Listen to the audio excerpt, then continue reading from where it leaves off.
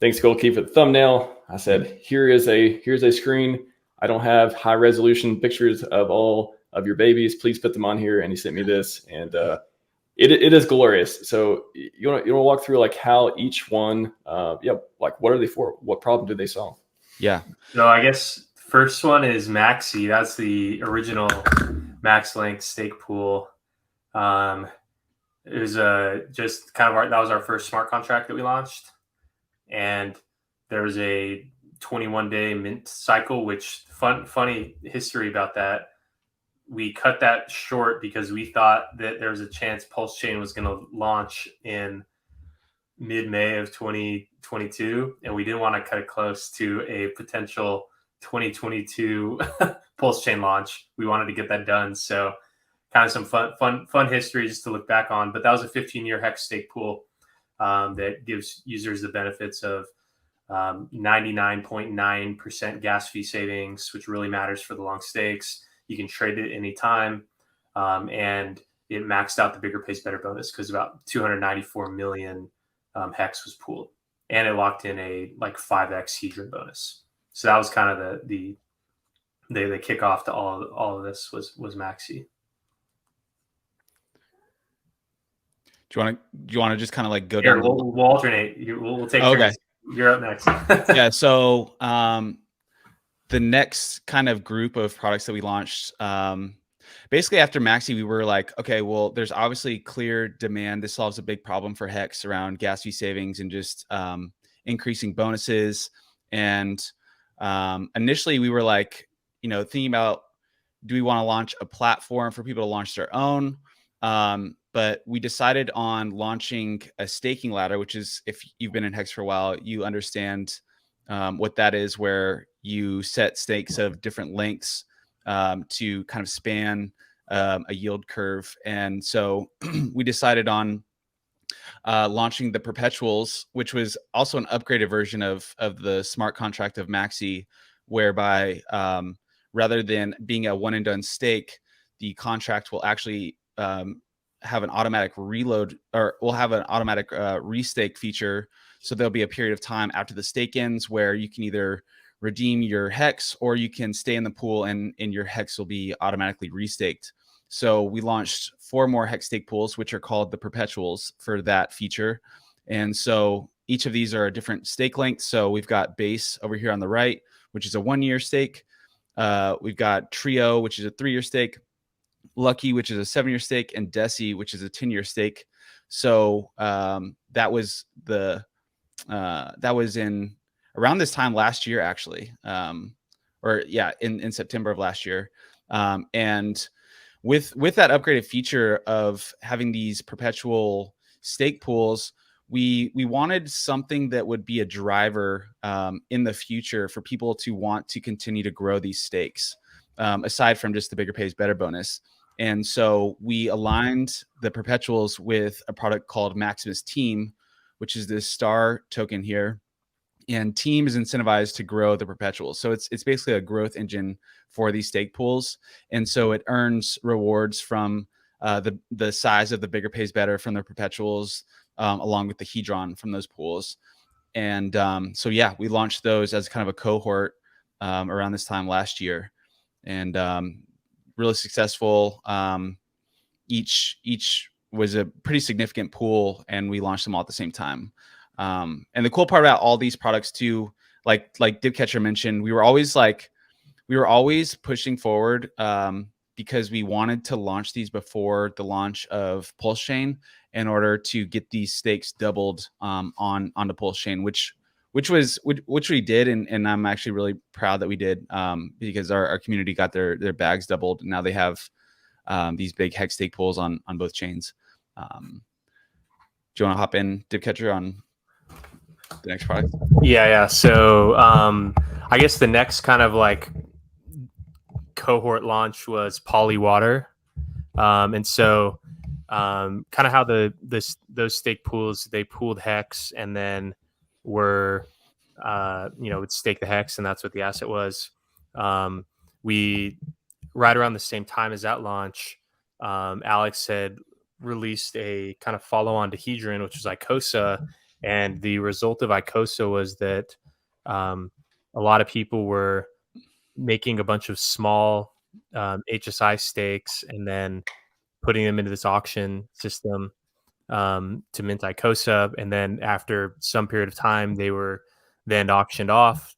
And so there was like I remember it was like 30 days until the auction started. And we decided to try to, branch out and try something really new and build a contract for participating in these auctions as a pool. And so that was the the highest risk. Like there was a lot with the auction process because it was so complex, and a lot of different kind of trade-offs to balance there. And so the poly contract had this like fail-safe mechanism where like if anything was not working how it needed to, because there really wasn't a lot of time to really test and optimize that contract. And so we decided to build this like fail-safe mechanism into it. Right away after the auction started, it became clear that it was that the way that it collected the HSIs from the auction, there's something wrong with it. And so about 10% of 15% of the hedron that went into it got effectively burnt. And then then that triggered the fail-safe mechanism. So at that point in time, poly was backed by 0.85 hedron per poly.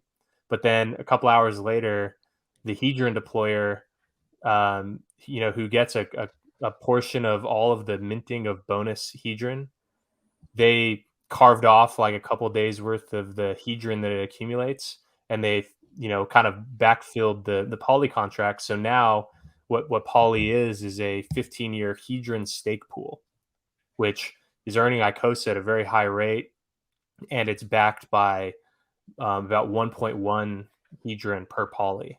So it was probably the craziest thing in Maximus history, was like kind of like racing to roll this out, knowing that something could potentially go wrong. But so we decided to cap the downside risk of what, like the max downside is actually coded to be 15%. So meaning it could lose 85%. And so it didn't get anywhere near the max downside that the like fail-safe module capped it at. So that I think was like a really kind of exciting piece of the whole, pie, which, caused a lot of drama. But what's interesting is that, that it actually has, that poly actually has the chance to be like on an APY basis. It actually has one of the highest chances of being the highest yielding asset that we've made, because if the trend for the amount of ICOSA that goes into that increases, and because it's programmed to never be able to end for 15 years, whereas most long stakes end after about a year, its piece of the pie just grows and grows. And so poly is set to be one of the dominant ICOSA minters over the next 15 years. And so like on an APY basis, if especially if ICOSA kind of reaches its ceiling price, poly could shockingly be the highest yielding asset. And if hedron outperforms HEX over 15 years, which it potentially could, especially as it gets more rare around year 10 on, like it's just crazy how like how poly with its storied history could end up being the highest yielding asset in the ecosystem. So what you're saying is poly got crackers. Yeah, it's Poly got many crackers. But so related to poly is like for the bidding and just for like managing the stakes and everything, and just as kind of like a broad donation to support the Maximus ecosystem, people were able to mint a collectible token called Water, that had like that's limited in amount. It had like a bonding curve, and so people minted Water, and so just as like a symbol of support and just as a collectible. But Water has kind of a little its own little place in the upcoming party thing, which will kind of come out pretty soon. But yeah, so it's Poly Water. That was in November of last year, and that was pretty wild. That was probably honestly that was one of the hardest points of the whole story, but also that's probably one of my favorite things, just that whole process and like everything I learned from it. And like, you know, even when like the optimal scenario didn't come out, it actually turns into like a still like high performing, you know, high yield asset. So it's like, I'm actually probably most proud of Poly, to be honest.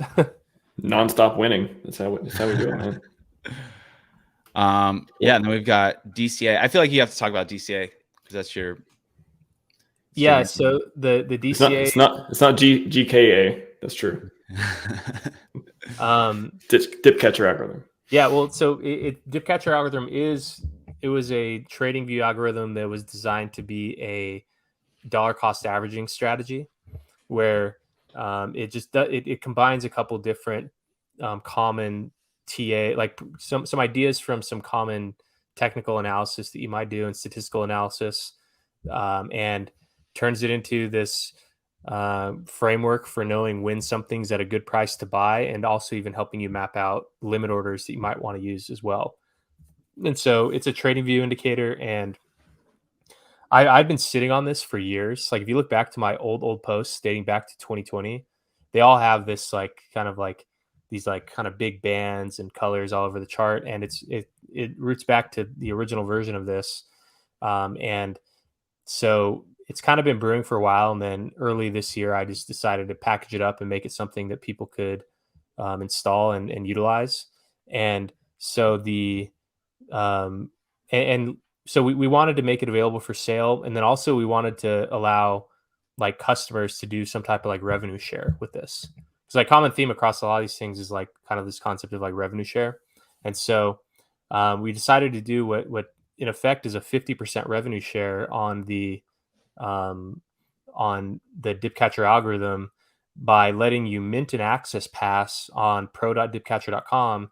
And if you mint the access pass, you also get a free buddy pass token called DCA that you can either give to a friend, or you can sell in the liquidity pool, or you can sell over the counter, and then people can burn their DCA token and then mint an access pass. So by minting an access pass, you get a free version that you can choose whatever you want to do with.